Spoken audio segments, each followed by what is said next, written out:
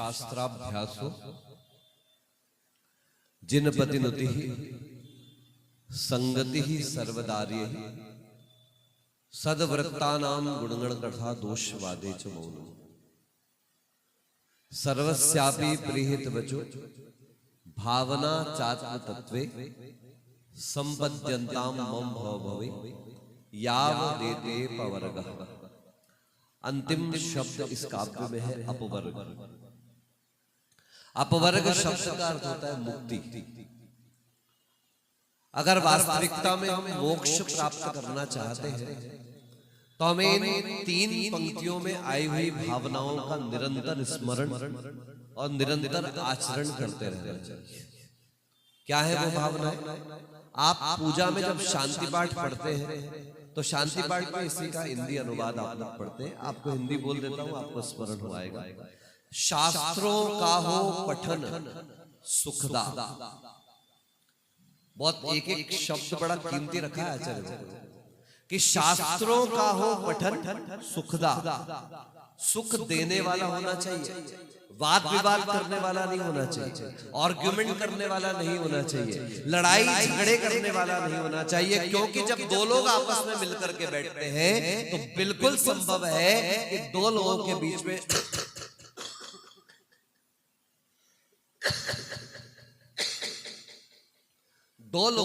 में कहीं ना कहीं कोई मतभेद अवश्य आ सकता है। लेकिन मतभेद होते हुए भी अगर वो दो लोग इस भावना के साथ बैठ जाएं, जैसा कल आपसे कहा था कि if you have a coin and I have a coin let us exchange, still you have a coin and I have a coin, there is no change. But you have a thought and I have a thought, let us change. Now you have two thoughts and I have two thoughts. अगर आपके पास विचार है, मेरे पास विचार है और हम चर्चा करने के लिए बैठ जाएं तो आपके पास दो विचार हो जाएंगे, मेरे पास दो विचार हो जाएंगे और ऐसे हम दोनों के दो दो विचार ना जाने कितने नए विचारों को जन्म दे सकते हैं, उसके जनक हो सकते हैं। लेकिन शर्त है कि वो चर्चा सुखदायक होना चाहिए। कैसी होना चाहिए? मतलब जब मैं आपको प्रवचन सुना रहा हूं, जब मैं आपके सामने स्वाध्याय कर रहा हूं तो मेरे अंदर आपकी मानसिकताओं के परिवर्तन की भावना तो हो, लेकिन वो आपको नीचा दिखाते हुए नहीं होनी चाहिए, वो आपको ऊपर उठाने की भावना के साथ होनी चाहिए। जिस दिन मैं टॉन्ट करके प्रवचन करने लगूंगा, जिस दिन मैं स्वाध्याय करते हुए टॉन्ट मारने लगूंगा, समझ लेना उस दिन से वह सुखदा नहीं, शास्त्रों का हो पठन दुखदा हो जाएगा। क्या हो जाएगा? आप पढ़ लीजिए पूरे ग्रंथ उठाते हुए, आचार्यों ने कहीं पर भी अपनी विनय को नहीं छोड़ा है, आचार्यों ने कहीं पर भी अपने अंदर की सरलता को नहीं छोड़ा है। महानतम आचार्य कुंद कुंद देव क्या कहते हैं? वयम च दुम्मेहा। क्या शब्द प्रयोग किया? बोलो, रिपीट तो करो, अर्थ में बता दूंगा। वयम च दुम्मेहा, बोलो।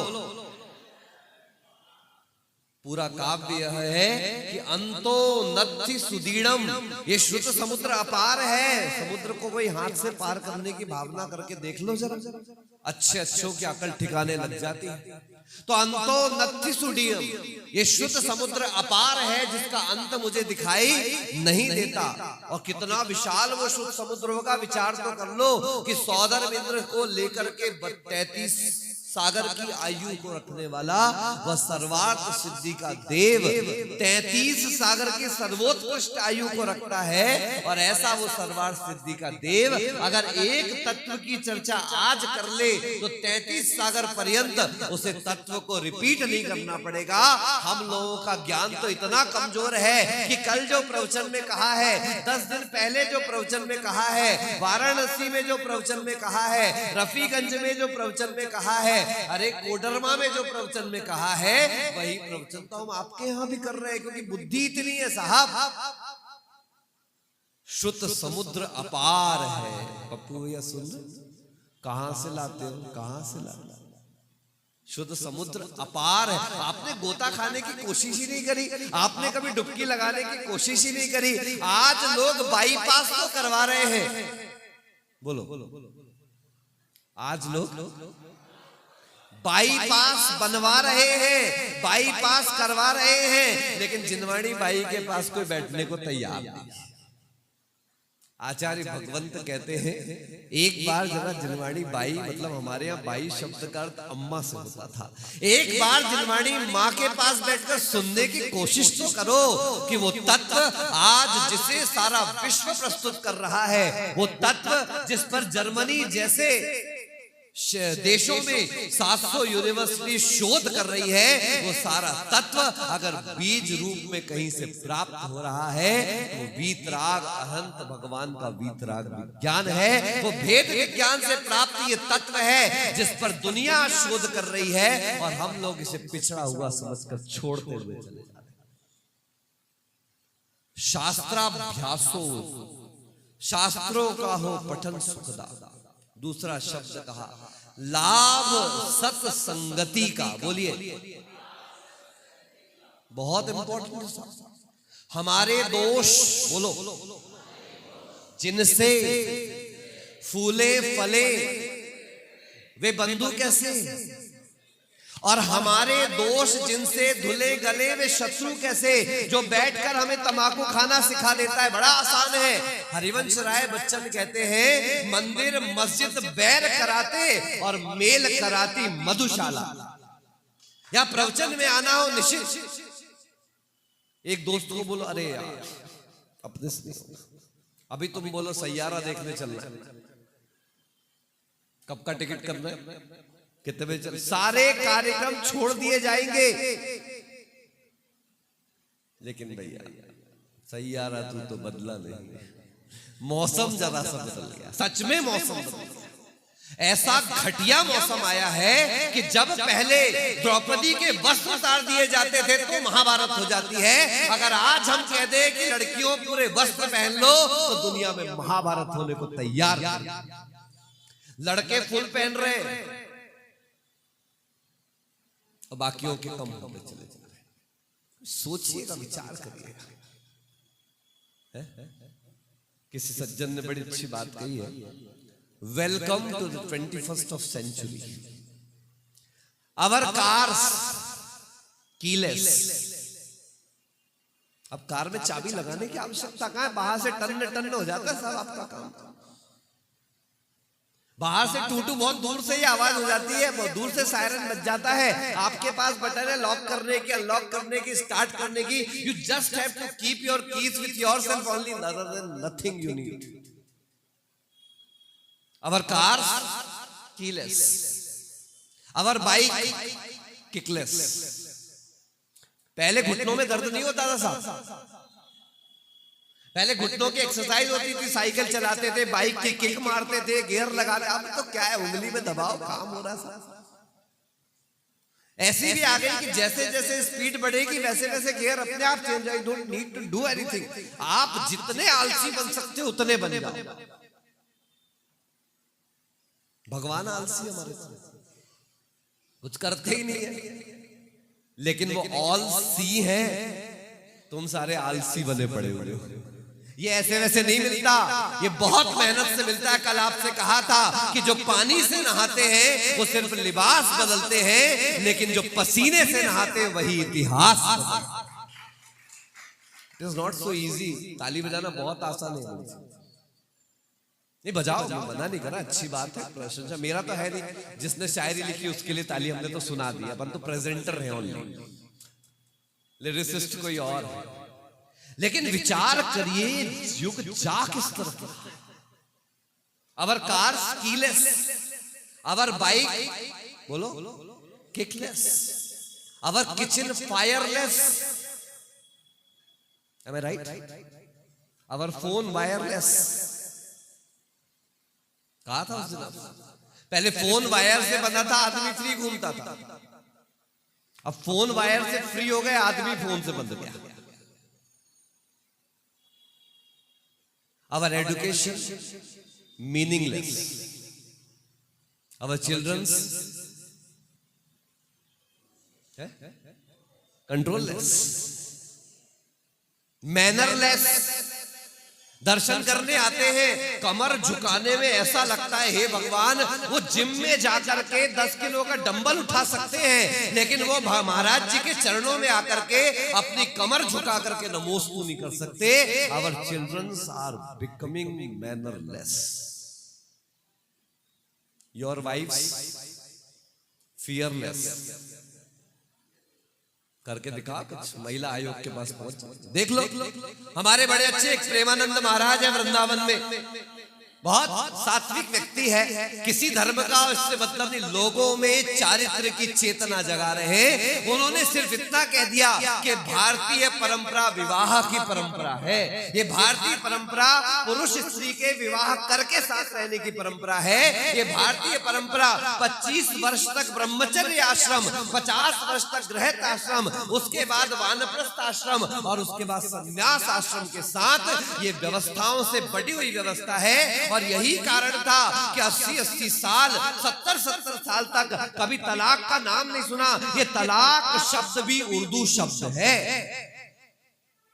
ये डिवोर्स शब्द इंग्लिश शब्द है। कभी भारतीय परंपरा के किसी ग्रंथ में आपने सुना हो कि इस राजा ने अपनी पत्नी से तलाक ले लिया, उस मंत्री ने अपनी पत्नी को डिवोर्स दे दिया? ये भारतीय परंपरा के शब्द नहीं, ये तो भोगवादी मानसिकता के शब्द हैं। मन भर गया, नहीं पटा, नहीं चला, छोड़ दो और दूसरा अपनाओ। आपसे कहा था ना, love at first sight and divorce at first fight. पहली नजर में प्यार और पहली तकरार में तलाक, ये आज का युग है, क्योंकि हमारे रिश्ते हो गए। हमने एक कविता कभी लिखी थी बरसों पहले, याद है कि पहले लोग कम मिलते थे। पहले लोग, बोलो ना, अच्छा नहीं लग रहा आप लोग? बुरा तो नहीं लग रहा? नहीं, क्या पता चले जाए मोबाइल से बहुत लोगों को बुरा लग जाएगा, उनका भी रोदर हमारा भी चलता। बोलिए, पहले लोग कम मिलते थे, लेकिन जब मिलते थे दम से मिलते थे। अब रिश्तों का दम निकल चुका है, क्योंकि लोग हर दम मिलते हैं। विचार करिएगा, सुबह उठते ही हाय, अब थोड़ी देर तक जवाब नहीं आया तो यह हाय हाय होना चाहिए। सही है कि गलत है? पूछ लो, बच्चे बैठे हैं लोगों से।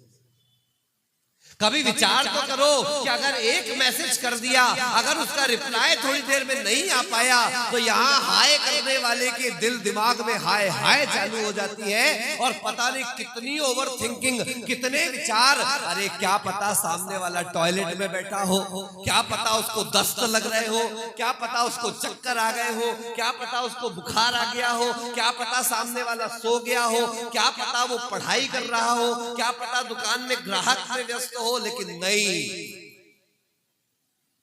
हमने उस दिन कहा था, पहले तो कम से कम जय जिनेंद्र लिखते थे, अब आलसियों ने जे लिखना चालू कर दिया। और आ गई वो पीढ़ी पूरी जिंदगी से हाय हाय कर रही है। अरे हाय हाय करने वाले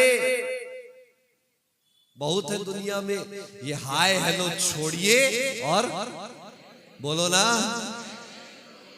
कहां आलसी जे लिख देते हैं, बस शॉर्ट में भगवान का भी नाम।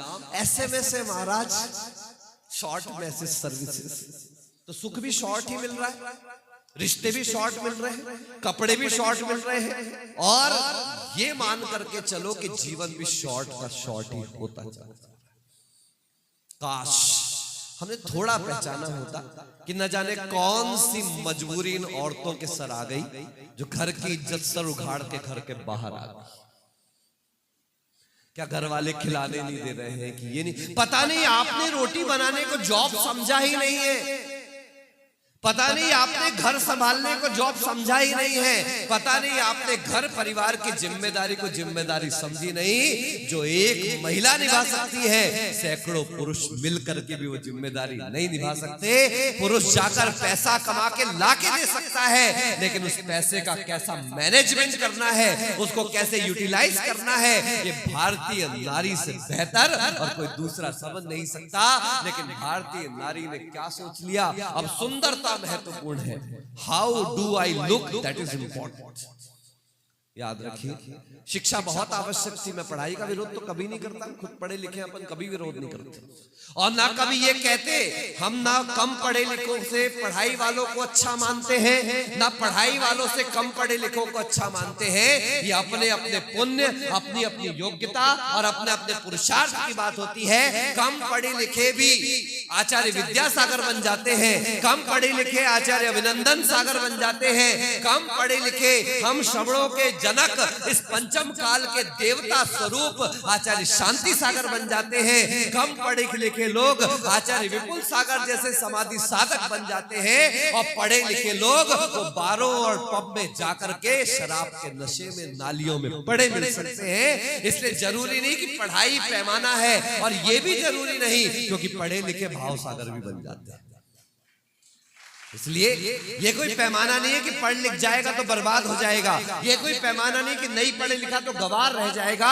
ये तो अपने बुद्धि और विवेक का खेल है।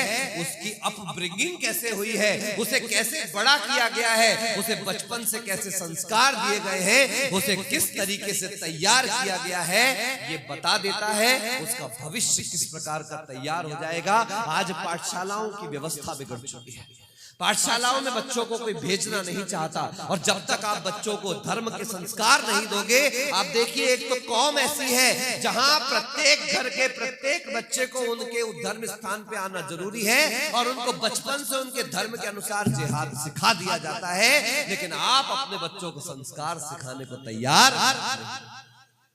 अब तो क्या संस्कार सिखाओगे, मंदिर में लगा दो चौका, दो बुला दो नौकर और करवा दो आहार। दूसरे चौके में कमी पड़े तो दो और आदमी बुलाओ। आप घर में बैठो, आप पूजा करो, आप मंदिर करो। जीवन में हमेशा याद रख लेना, भोजन के लिए, बोलो फिर से बोलो, भोजन करने के लिए, भजन करने के लिए, आहार देने के लिए और पत्नी को प्यार करने के लिए नौकर नहीं रखा जाता है। गलत तो नहीं कर, कभी सुना? भोजन, भजन, आहार बनाने से लेकर देने तक और अपनी पत्नी या पति को प्रेम करने, ये 4 जगह लिख के ले जाओ अच्छे से कि इन 4 जगहों पर नौकर मत रख लेना। किसी शायर ने कहा है कि जो अपनी छतों पर दाने सुखाना छोड़ देते हैं, परिंदे भी उनके घर आना जाना छोड़ देते हैं। बंद कर दिया आपने। आप तो मंदिर में आके आहार देना सीख गए, आप धर्मशाला में आके आहार देना सीख गए। अरे 2 पूजा कम कर लेना, लेकिन अपने घर को शमशान से मंदिर बनाने की कोशिश करना। आचार्य पद्मनंदी महाराज पद्मनंदी पंचविंशतिका में लिखते हैं, वो घर अब घर नहीं रहा, वो शमशान हो चुका है। क्योंकि जिन घरों में मुनियों के चरण नहीं पड़ते, वो घर घर नहीं रह जाता, वो शमशान बन जाता है। क्योंकि अब उसमें रहने वाले श्रावक नहीं है, उसमें रहने वालों की आस्था मर चुकी है, चेतना मर चुकी है। वो पड़ोसी को खिला देते हैं, वो किसी अजैन को खिला देते हैं, वो अलिंगी को खिला देते हैं, वो कुलिंगी को खिला देते हैं, वो मिथ्या दृष्टि को खिला देते हैं। लेकिन उनके पास इतना सामर्थ्य नहीं बचा कि वो अपने मुनिराजों का आहार अपने घर पे कराएं। अभी एक महिला आई, पूज्य आचार्य श्री से निवेदन कर रही थी, संबोधन करने चलो। क्या संबोधन? अरे जिंदा को क्या संबोधन नहीं मिल पा रहा, अब मरते आदमी को हम क्या संबोधन देंगे? ये जीवित को समझा समझा के कितने लोग आहार दे रहे हैं, कितने लोग ये ध्यान रख रहे हैं कि साधु स्वस्थ है कि अस्वस्थ है। कितने लोगों ने अपने द्रव्य को पवित्र करने का भाव किया। वो द्रव्य एक ही तरीके से पवित्र होता है। आचार्य भगवंत कहते थे, जो प्रतिदिन स्नान करे, बोलो, वो प्रतिदिन भगवान का अभिषेक करे। अगर आप स्नान करते हो और अभिषेक नहीं करते हो तो बैलेंस चढ़ता जा रहा है पाप का, पाप का, पाप का। अगर आप भोजन बनाते हो और करते हो तो आपको प्रतिदिन भगवान का पूजन करना चाहिए, उससे संबंधित पाप को बैलेंस करना। और अगर आप व्यापार व्यवसाय आरंभ सारंभ करते हो तो आपको 4 प्रकार के दानों में प्रमुख दान, जिसे आहार दान कहा गया है, वो प्रतिदिन करना चाहिए। अगर नहीं करते हो तो समझिए पाप का घड़ा फूटने में ज्यादा देर। रोना मत, क्या पता हमने क्या कर दिया, हमने क्या कर दिया, हमारे साथ ही ऐसा क्यों होता है। इसीलिए होता है कि आप अपने कर्तव्यों को विस्मृत करते चले जा रहे हैं। इसलिए आचार्य भगवंतों ने कहा संगति ही सर्वदार्य ही, ऐसी संगति करो, सर्वदा आर्य पुरुषों की संगति करो। किसकी संगति करो? सर्वदार्य ही लिखा है, सर्वदा आर्य पुरुष से संगतिम करो, कि हमेशा श्रेष्ठ पुरुषों की संगति करो। क्योंकि आपको बताने की आवश्यकता नहीं है कि जाके जैसे बाप महतारी, बाके वैसे लड़का, और जाके जैसे नदिया नाली, बाके वैसे भरका। ये बुंदेलखंड की कहावत है कि जहां का जैसा नदी नाले रहते हैं, वहां की नहरों का पानी भी वैसा ही हो जाता है। ऐसे जिसके माँ बाप रहते हैं जैसे, वैसे ही उनके बच्चे हो जाते हैं। हमने कल नहीं परसों आपसे कहा था, खूब नारे लग रहे हैं, हर माँ का बेटा कैसा हो, हर माँ का बेटा कैसा हो, भद्रबाहु सागर जैसा हो। अरे नारे पलट दो, हर बेटे की माँ कैसी हो, तो उषा माता जैसी हो। बेटे नहीं बनते, माँ को बनना पड़ता है।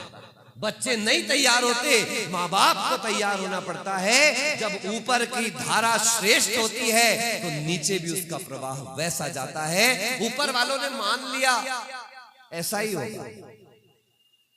सोचिए, विचार करिए, मंदिर में दर्शन कर रहे हैं, विधान में मंडल पे अर्घ चढ़ा रहे और फोन साइड नहीं रख पा रहे लोग। पुरुषों की बात नहीं कर रहा हूं मैं, यहाँ हमारे इधर के ऊपर के पुरुषों की तो व्यवस्था बता दूं, ये किसी के पास फोन नहीं अभी यहाँ, लेकिन महिलाओं से फोन नहीं छूट पा रहा। अरे आप लता मंगेशकर हो, आपकी बात नहीं की जा रही है, मैंने आपका नाम थोड़ी ना लिया। मैं सामान्य बात कह रहा हूं जो दृष्टि मेरी चल रही है। आप फोटो खींचो, मना नहीं कर रहा, खूब फोटो खींचो। मैं तो कहता हूं विधान का अर्घ चढ़ाते फोटो खींचो। मैं कहता हूं आचार्य को आहार दो तब फोटो खींचो। मैं कहता हूं आचार्य को नमोस्तु करो तब फोटो खींचो। जब भगवान के दर्शन करो तब फोटो खींचो। अरे उन पबों में, होटलों में, ढाबों में और ठेलों में खाते हुए फोटो खींचकर हैशटैग डालने से अच्छा है कि यहाँ संतों के चरण सानिध्य को पाकर, तीर्थंकरों के चरण सानिध्य को पाकर फोटो खींचो और सोशल मीडिया पे डालो। ये दिखावा नहीं कहलाएगा, इसको प्रभाव ना कहेंगे। दिखावा तो वो कहलाता है, अभी गा रहे थे, जैनी होके पानी हाय राम। इतना ही तो नियम ले लो कि अगर कभी बाहर खाएंगे तो उसका फोटो नहीं खींचेंगे। इतना ही तो नियम ले लो, अगर अभी होटल में खाएंगे तो उसका फोटो खींच के नहीं डालेंगे। इतना ही तो नियम ले लो कि कभी केक काटेंगे, ये सब करेंगे तो हम उसका फोटो खींच करके सोशल मीडिया पे नहीं डालेंगे, क्योंकि हम जैन। इसलिए ऐसी संगति करो कि वो संगति आपके अंतरंग का परिवर्तन करने का कारण बन जाए। हमारे दोष जिनसे फूले फले वे कभी मित्र नहीं हो सकते, और हमारे दोष जिनसे धुले गले वे कभी हमारे शत्रु नहीं हो सकते। तत्काल लगता है इंजेक्शन, तुच रहा है, चुभ रहा है, अरे यार बस अब यूं और ऐसा। इंजेक्शन तो बाद में लगता है, दर्द पहले होने लगता है। लेकिन जब उस इंजेक्शन का फल मिलना चालू होता है तो क्या लगता है? Thank god, thanks to doctor. कहते कि नहीं कहते? आपको भी पता चलेगा धीरे धीरे कि ये जो इंजेक्शन चुभ रहा है आप लोगों को, ये अपनी संस्कृति, अपने संस्कारों को संभालने के लिए किया जा रहा है। ये तत्काल में दुखी करता है। भारतीय जीवन बीमा निगम की एक पॉलिसी है, जीवन सुरभि। कौन सी? हाँ, बड़ी अच्छी पॉलिसी, बोर्ड पे देखा था कि लिखा हुआ था, नजदीक का फायदा और दूर का नुकसान, या नजदीक का नुकसान और दूर का फायदा। निर्णय आपको करना है। अभी फायदे के चक्कर में बैठे रहोगे, भविष्य में नुकसान ही नुकसान है। और अभी थोड़ी साधना, अभी थोड़ी कठोरता, अभी थोड़ा संयम, अभी थोड़ा कंट्रोल कर लोगे, ये समझ करके चलना कि भविष्य में सुख ही सुख आपके पास है। सुख भी रहेगा, संयम भी रहेगा और स्वास्थ्य भी रहेगा। इसलिए आचार्य भगवंतों ने कहा है, निर्णय करो अपने बुद्धि विवेक से करो कि मेरा भविष्य किन चीजों पर निर्भर है। ये बिहार है, बिहार। आज पूरे भारत में जितने कलेक्टर मिलेंगे, जितने आईएएस आईपीएस मिलेंगे, उसमें से 50% से ऊपर अगर आज कलेक्टर और ये सब है तो कहां से है? इसी बिहार की भूमि से है। कभी उनसे पूछिएगा कि उन्होंने कौन सी पिक्चर। राग देश द्वे दीर्घा नेत्राकर्षण कर्मणः अज्ञानत सुचिरम जीवः संसार बद्धो भ्रमत सौ। ये संसारी प्राणी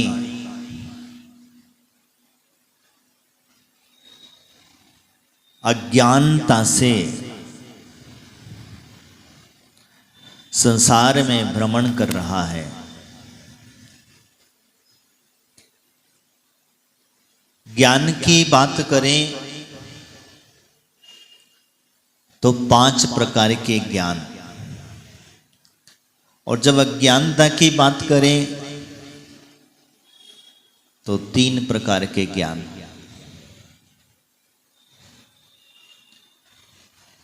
कुमति, कुश्रुत, कुअवधि, यह अज्ञानता है। कुमति हमेशा विपरीत ही चलती है। कुमति ज्ञान वाला जो व्यक्ति होता है उसे सुमति का ज्ञान पसंद नहीं आता। क्या पसंद नहीं आता?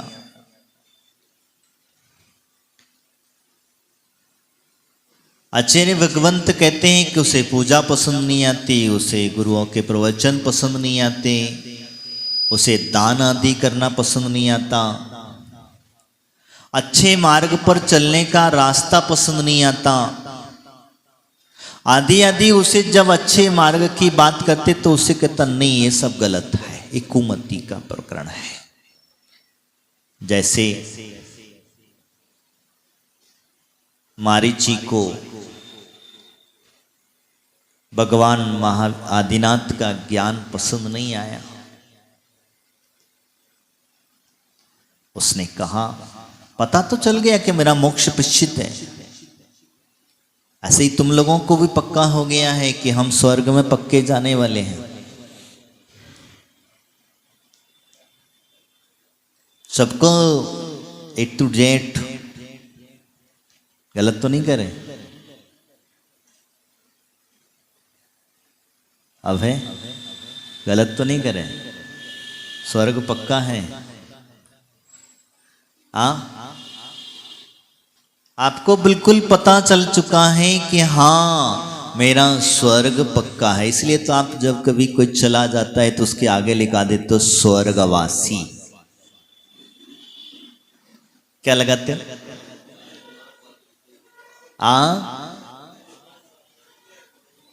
तो यानी कि आपका पक्का हो चुका है कि स्वर्ग हमारे मिलना ही मिलना है।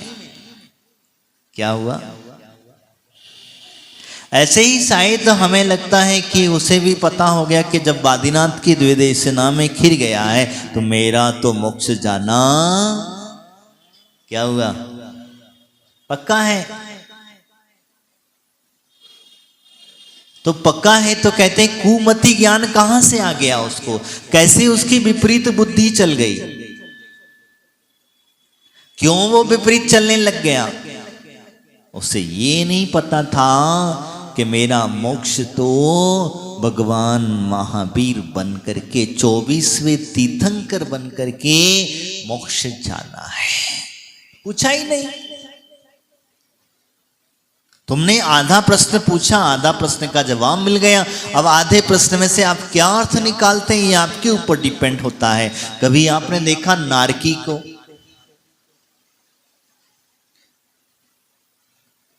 जब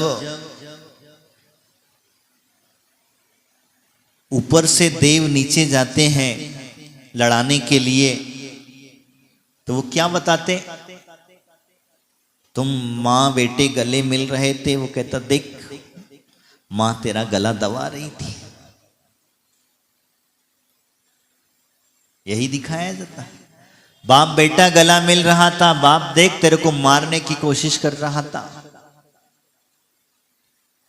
बाप जो है बेटे को दवाई आदि दे रहा था, देख वो तुझे जहर पिला रहा था। माँ स्वादिष्ट स्वादिष्ट भोजन करा रही थी, आदि आदि से उसे जहर पिलाया, आदि आदि तुझे देख कितना गंदा खाना खिलाया। उससे उल्टा ज्ञान, जिसको कहते हैं कुअवधि के द्वारा दिया हुआ ज्ञान, कुमति से वो जाकर के और फिर आपस में लड़ता है, मारता है, कटता है, पिटता है, आदि आदि, उसके जीव को दुख झेलना पड़ता है। यही कारण है दुख का। तो इसीलिए कहते हैं ज्ञान उसी को देना जिसकी बुद्धि सुमति हो, जिसकी बुद्धि अच्छी हो, उसे ज्ञान, जो तुम्हारी बात को सुनता हो, जो तुम्हारी बात को श्रवण करता हो और आपकी बात को सुनने में इंटरेस्ट हो, उसे ज्ञान दोगे तो वो श्रवण सही ढंग से कर लेगा। अन्यथा होगा ऐसा, तुम तो अपने बड़बड़ाए चले जा रहे थे, सामने वाला कुछ और ही कार्य कर रहा था, वो किसी और ही कार्य में व्यस्त था, उसे सुनने की इच्छा नहीं थी। और जिसे सुनने की इच्छा नहीं होती है, उसे सुनाने से कोई फायदा है क्या? उसमें से और उल्टा निकाल लेगा। इसी वजह से नेमिचंद्र सिद्धांत चक्रवर्ती नाम के जो आचार्य हुए, जैसे ही जिन्होंने बाहुबली भगवान की मूर्ति बनवाई, क्या नाम था राजा का, चामुंडा राय, जब पहुंचे तो धवला आदि जो ग्रंथ था उन्होंने बंद कर दिया। क्यों बंद कर दिया? क्योंकि उन्हें पता था कि इसके सामने मैं अगर इस ग्रंथ का स्वाध्याय करूंगा तो इसकी बुद्धि इतनी तीक्ष्ण नहीं है, कहीं इसका अर्थ का अनर्थ कर दिया तो फिर हो गया काम तमाम। जुन केवली भगवान की वचन के प्रति इसकी अश्रद्धा पैदा हो जाएगी, और वह श्रद्धा जब पैदा हो जाएगी तब क्या कहते हैं, तब भी उन्होंने कहा नहीं, हम आपके सामने पढ़ नहीं सकते।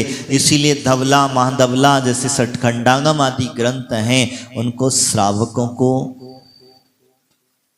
कौन से श्रावकों ने, जिनकी बुद्धि विपरीत चलने वाली है, जिनकी बुद्धि कमजोर है, जिनकी स्मरण शक्तियां कमजोर हैं, ऐसे व्यक्तियों ने नहीं पढ़ना चाहिए।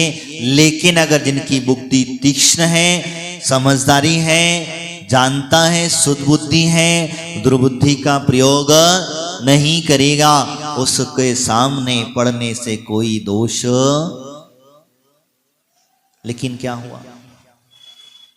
तो क्या करें? हम श्रद्धा न करें, हम विश्वास न करें? हो सकता है, अभी महाराज जी बता रहे, ज्ञान का इतना अथाह भंडार, 33 सागर वाला इंद्र अगर चर्चा करे तो एक तत्व की चर्चा दोबारा चर्चा, तो इससे विचार कर लो। हम जिसे द्वादशांग की वाणी कहा जाता है, द्वादशांग का ज्ञान कहा जाता है, उससे चर्चा कर लो, उसी से समझ लो। आज हमारे पास में कितना ज्ञान है, एक अंग से भी कई कुंचित मात्र बचा हुआ ज्ञान था, वो ज्ञान हमारे पास उपलब्ध है, और उसमें भी हम लड़ रहे हैं। क्या कर रहे हैं? लड़ रहे कि नहीं लड़ रहे? क्या लड़ रहे हैं? हम क्या लड़ रहे हैं? पंथ के नाम पर, ग्रंथ के नाम पर, संत के नाम पर, मंदिरों के नाम पर। और बताएं, हम आपस में लड़ रहे हैं। अब बताओ कैसे काम चलेगा हमारा? अज्ञानता की पराकाष्ठा कितनी बढ़ चुकी है हम लोगों के अंदर में कि आपको जो सच्चा शास्त्र है वो सुहाता नहीं है, जो सही का मार्ग है वो किसी को अच्छा नहीं लगता। इसीलिए तो कहते हैं उल्लू को सूरज, क्या हुआ, उल्लू को सूरज पसंद नहीं आता। क्यों नहीं आता? क्योंकि वो उल्लू को सूरज की रोशनी में उड़ना नहीं आता, उसको दिखना बंद हो जाता है। वो कहता है सूरज सबसे पहले डूबे तो काम चले, मेरा जब तक कहीं कैसे काम चलेगा। तो इसी प्रकार से हम अज्ञानता में फंसे हुए हैं और इस अज्ञानता में फंस करके संसार का परिभ्रमण कर रहे हैं। अब अज्ञानता हमारी कौन सी है? तो कहते हैं जिस धन के चक्कर में तुम फंसे हुए हो, जिस परिवार के चक्कर में अपना कोल्हू के बैल की तरह जुते जा रहे हो, चले जा रहे। कोल्हू का बैल जानते हो शैलेश जी, कैसा होता है? आंखों पे पट्टी बांधी जाती है। उसकी आंखों की पट्टी अगर खोल दी जाए तो क्या होगा? बैठ जाएगा, वो चल नहीं पाएगा।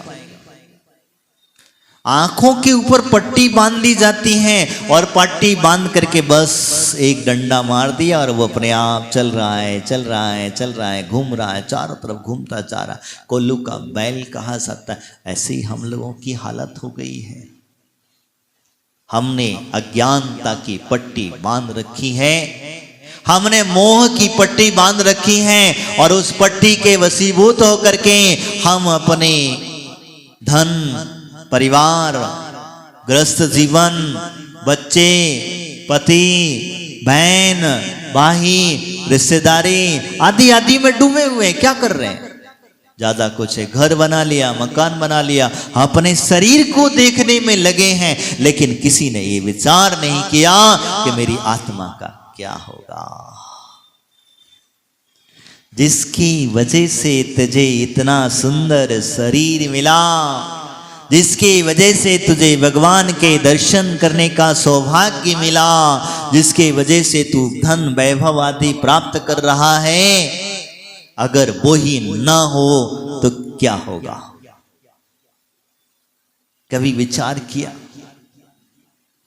सोच करके कभी चिंतन किया? नहीं किया। क्योंकि हमें तो सिर्फ हमारा बाह्य क्रियाएं दिख रही हैं, हमें तो सिर्फ बाह्य से चारित्र दिख रहा है, हमें सिर्फ बाह्य के लिए जो कुछ कर रहे हैं हम बाहर कर रहे हैं, अंदर किसी को कोई लेना देना नहीं है। इसीलिए कहते हैं भैया इस अज्ञानता से बाहर निकलो,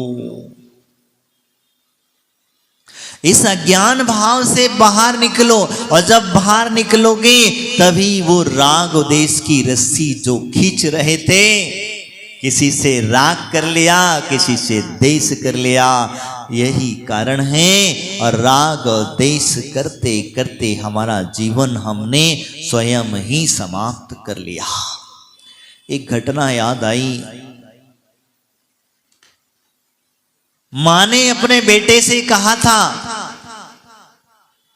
माँ ने अपने बेटे से कहा था कि कभी दिगंबर मुनिराज के प्रवचन मत सुन लेना।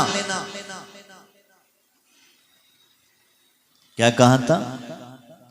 दिगंबर मुनिराज के कभी प्रवचन मत सुन लेना। और अगर उस रास्ते में पता चल जाए कि महाराज का उद्बोधन हो रहा है, महाराज का प्रवचन चल रहा है, तो भूल करके तो उस रास्ते से कभी गुजरना भी मत। कहीं गलती से भी तेरे कान में दिगंबर मुनिराज के शब्द पड़ गए और कहीं तू गलती से उनके सामने से गुजर गया तो तू मुझे खो देगा। क्या कहा? तुम मुझे खो देगा, तुम मेरे को भूल जाना, फिर मैं तेरी नहीं रहूंगी। वो बड़ा आश्चर्य में पड़ा। बच्चा ने, माँ ने कहा है कोई बात नहीं है, माँ ने कहा है कि दिगंबर मुनिराज के प्रवचन नहीं सुनना, माँ ने कहा है महाराज के सामने मत जाना। अगर वैसी बात है तो उसने कहा ठीक, नहीं जाएंगे। बच्चा बड़ा भोला वाला था। आपने देखना छोटा बच्चा जो होते हैं उनके दिमाग में जो डाल देते हो वो तुरंत बैठ जाती है और आखिरी तक याद रहता है। हम लोग सोचते हैं, विचार करते हैं, हम लोगों को क्या पता, बच्चे छोटे हैं, इनको क्या समझ में आता है। नहीं भैया, ये तुम्हारी भूल है, ये तुम्हारा सबसे बड़ा भूल है कि वो छोटा सा बच्चा ना समझ, आपकी गोद में खेलने वाला बच्चा, उसे कुछ सुनाई नहीं देता, उसे कुछ समझता नहीं है, उसे कुछ याद रहता नहीं है। ये तुम्हारी भूल सबसे बड़ी है। कहते हैं बच्चा जैसे ही जन्म लेता है वैसे ही उसकी श्रवण इंद्रिय कार्य करना, इवन जन्म की बात छोड़ो, बच्चा माँ के गर्भ में आ जाता है। माँ के गर्भ में आते ही उस बच्चे के अंदर में श्रवण इंद्रिय कार्य करने लग जाती हैं, अपनी पांचों की पांचों इंद्रियां कार्य करने लग जाती हैं। आप सोचना, विचार करना, आप कभी चिंतन करना। और माँ से भी मैं कहना चाहूंगा, जिन बच्चों का लालन पालन करती हैं वो आपने बहुत बड़ी गलती कर लेते हो। क्या गर्भावस्था में बच्चा आया और हमने अनर्गल प्रवृत्तियां करनी चालू कर दी। घर में बच्चा आया, हमने अनर्गल प्रवृत्तियां चालू कर दी, हमने इधर उधर की पिक्चरें देखना चालू कर दी, हमने अनाप शनाप गाने सुनना प्रारंभ कर दिए, हमने वैसी ऐसी नोवेलें पुस्तकें पढ़ना प्रारंभ कर दिए, हमने टीवी आदि के माध्यम से हमने न जाने क्या क्या देखना प्रारंभ कर दिया। और वही कारण है आज तुम्हारा बच्चा भी क्या करता, क्या करता, वैसे ही करता, वही करने वाला है, कोई अलग नहीं है। हम लोगों की माँओं से पूछना, जब हम पेट में आए तो क्या किया था। हमारी दादी ने उनसे कह दिया था कि फालतू की चीजें, इधर उधर की पंचायतें नहीं करना, इधर उधर की लड़ाई झगड़े वाली चर्चा नहीं करना। समझ में आ रहा है। इधर उधर इसकी चुगली, उसकी चुगली, इसकी बुराई, इसकी निंदा, इसका ऐसा हुआ, उसके घर में ऐसा हुआ, उसके इसमें ऐसा हुआ, इस सब बातों में ध्यान नहीं देना। तो क्या करना। तो कहते हैं दादी ने कह दिया था, धर्म ध्यान करना, शास्त्रों का अध्ययन करना, शास्त्रों का पठन पाठन आदि करना, भगवान की पूजा पाठ आदि करना। आजकल हमारी गर्भवती महिलाओं को पूजा पाठ में मन ही नहीं लगता। वो तो किसी ने कह दिया अगर पुत्र चाहिए तो आदिनाथ भगवान की आराधना कर लो, तो जाके भक्तांबर पढ़ लेती हैं, माला फेर लेती हैं। पुत्र चाहिए, पुत्री नहीं चाहिए किसी को। कैसी ऐसी माएँ मेरी। कभी कभी सोच के विचार लगता है, बता स्वयं स्त्री होकर के स्त्री की कामना नहीं कर रही, वो तो किसकी कर रही। अपनी जाति बढ़ाने की कामना नहीं कर रही है, वो अपना परिवार बढ़ाने का काम नहीं कर रही है, वो तो किसका परिवार बढ़ाने में लगी है, पुरुष का परिवार, उसके भाव उसके। तो वो जाके कर लेती, थोड़ा बहुत धर्म ध्यान कर लेती। तो यही तो कारण है, तुम जैसी गर्भावस्था में क्या होता है, खड़े खड़े नमोस्तु करके चले जाते हो। आज तुम्हारी पीढ़ी भी खड़े खड़े, कल मैं शाम को देख रहा था, महाराज क्लास ले रहे, 2-3 बच्चे आए बाहर से, बहुत स्पीड से बाहर से ऐसे खड़े बड़े, बस मैंने कहा बताओ क्यों भैया तुम्हारी कमर में दर्द है। तो बैठ के नमस्कार कैसे करना, देखो ऐसे करना चाहिए।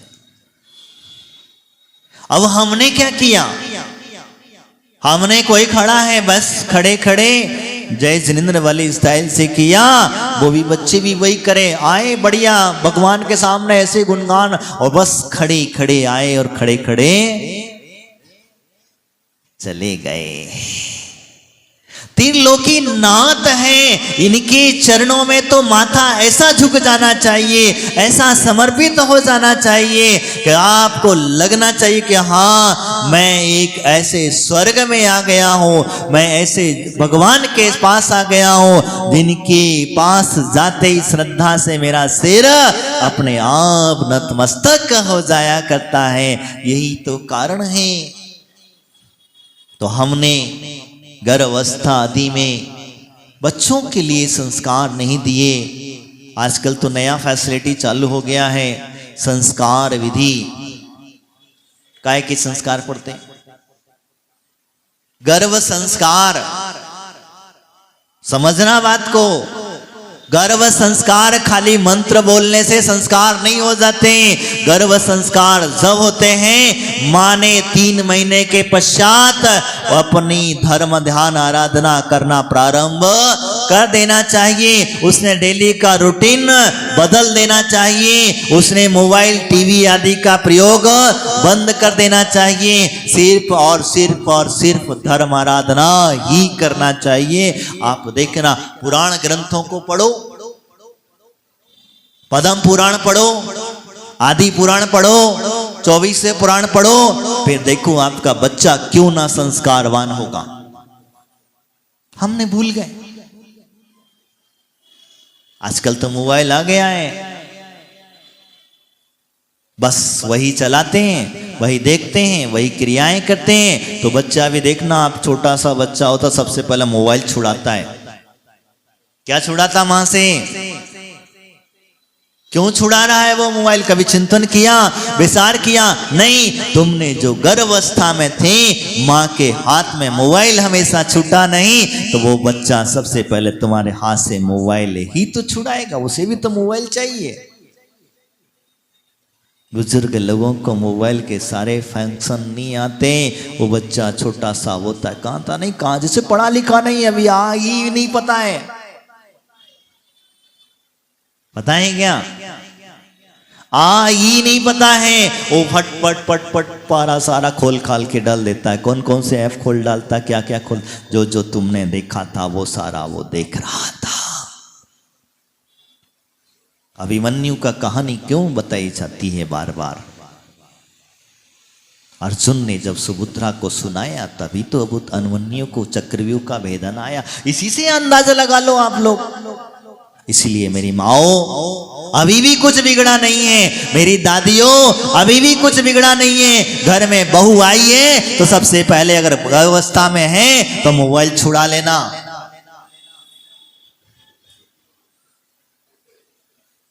महाराज, ये तो खतरनाक काम हो गया।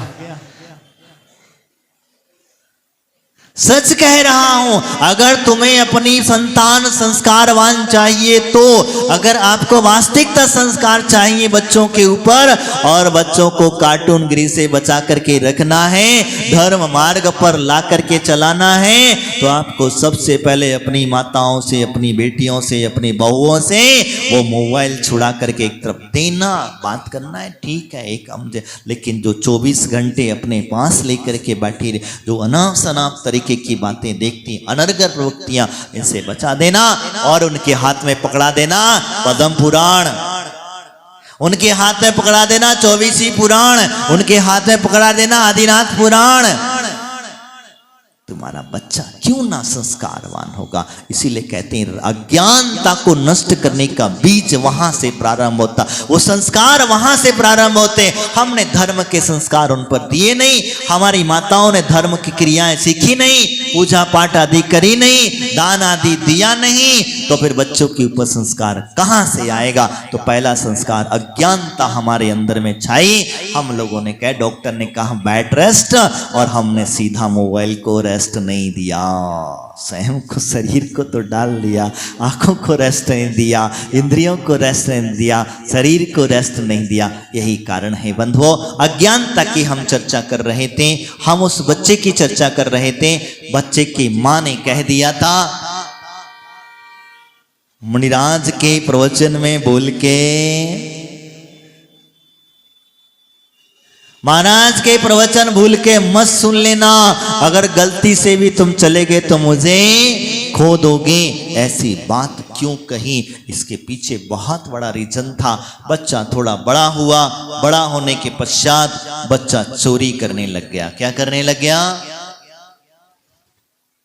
बच्चा बड़ा हुआ, बच्चा चोरी करने लग गया। और जब चोरी करने लग गया, पहले एक पेंसिल चुराई, फिर पेन चुराया, पेन के पश्चात बॉक्स चुराया, धीरे धीरे कॉपियां चुराए, और भी कई के चुराने का सामान धीरे धीरे करके चुराना चालू कर दिया। और एक दिन वो बहुत बड़ा चोर बन गया। और चोर बन गया तो कहते हैं लोगों की नजरों में आ गया, लोगों ने देखना प्रारंभ, दिख गया, लोगों को समझ में आने लगा ये चोर है, चोर है, चोर है। तो उसके पीछे पुलिस वाले पड़े हुए थे। पुलिस वालों ने देखा, पढ़ते पढ़ते संयोग से अब बचने के लिए कोई जगह न बची। एक गांव के अंदर से गया ही समझ लो, आपका मंदिर समझ लो, महाराज के प्रवचन चल रहे हैं, संयोग वसात से वो आकर के बैठ गया। उसे क्योंकि बचना था किससे? किससे बचना था? पुलिस से जब बचना था, और जब उसे पुलिस से बचना था तो क्योंकि सबसे बड़ा रास्ता एक ही है कि जाओ भीड़ में जाकर के बैठ जाओ, महाराज के पास चले जाओ। कोई पुलिस वाले की हिम्मत होगी क्या? होगी क्या किसी पुलिस वाले की हिम्मत? क्योंकि यहाँ पर तो सत्संग चल रहा है, यहाँ पर तो मुनिराज के प्रवचन चल रहे हैं, यहाँ पर जो कोई भी बैठा होगा वो सारा धर्मात्मा ही होगा। कौन होगा? धर्मात्मा ही होगा, अधर्मात्मा नहीं हो सकता। इसीलिए वो जाकर के बेचारा बैठ गया, और बैठ जाने के पश्चात उसको वही संदेशा, वही प्रवचन मिल रहा था। राग और देश के चक्कर में आकर के अज्ञानी जीव न जाने क्या क्या कष्ट उठाता है और कैसे कैसे पीड़ाओं को पाता है, इसे भूल गया। जिसके लिए तू पाप कर रहा है, जिसके लिए तू कार्य कर रहा है, वो क्या तेरे कार्य में सहयोग देगा, तुझे सहायक बनेगा? नहीं। तो जिसके लिए धन कमा रहा है, क्या वो धन तेरे काम आने वाला है? नहीं। जब ऐसे प्रकार से मुनिराज के संबोधन सुना, संबोधन सुनते ही वो लड़का अंदर से तड़फड़ा गया। अंदर से वो लड़का तड़फड़ा गया, अंदर से पीड़ित पा गया, और ऐसी पीड़ा पाया, ऐसी पीड़ा पाया।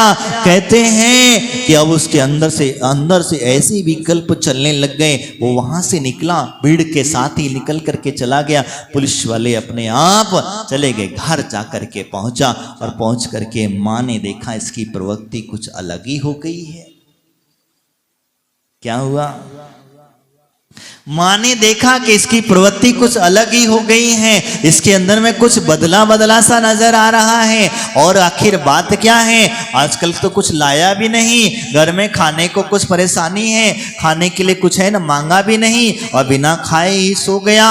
आखिर बात क्या है? उसने कुछ नहीं कहा। शाम को बेटा सो गया, रात में बिना खाए ही सो गया। मुनिराज के प्रवचन का इतना बड़ा असर उसके जीवन पर पड़ा, तो कहते हैं उसके धीरे धीरे करके परिवर्तन होने लग गया। और आखिर में मां से रहा नहीं गया। क्या तूने वाकई में मुनिराज के प्रवचन सुन लिए? क्या वाकई में तू सुज्ञान को प्राप्त हो गया? वाकई में तू मुनिराज के संपर्क में आ गया? हाँ मां, गलती से तूने कहा तो था कि दिगंबर मुनिराज के प्रवचन मत सुनना, लेकिन क्या करूं, पुलिस वालों से बचने के चक्कर में मैंने मुनिराज की सभा में जाकर के बैठ गया, और उनके जो वचन थे वो सुनने से अब मैं आज के बाद कभी चोरी, परिवर्तन सबसे बड़ी चीज होती है। अज्ञानता से सुज्ञान की ओर प्राप्त हो जाना, कुज्ञान से सुज्ञान में परिवर्तित हो जाना। अभी तक वो विपरीत चलने वाला जीव अब अच्छे मार्ग पर चलने लग जाता है। यही कारण होता है बंधुओं, ये राग देश की रस्सी बड़ी खतरनाक हुआ करती है, क्योंकि ये हमें किसी से राग करा देती हैं और किसी से देश कराती हैं, लेकिन इसको चलाने वाला जीव है वो है हमारा अज्ञान। क्या है? ज्ञानी जीव कभी राग देश नहीं करता। तुमने फल चढ़ाया, तुमने फूल चढ़ाया, तुमने घेवर चढ़ाया, तुमने मिष्ठान चढ़ाया, तुमने लड्डू चढ़ाया, तुमने पेड़ा चढ़ाया, तुमने चिटक चढ़ाई, तुमने खारिक चढ़ाई है, तुमने सूखे बादाम चढ़ाए, तुमने गोल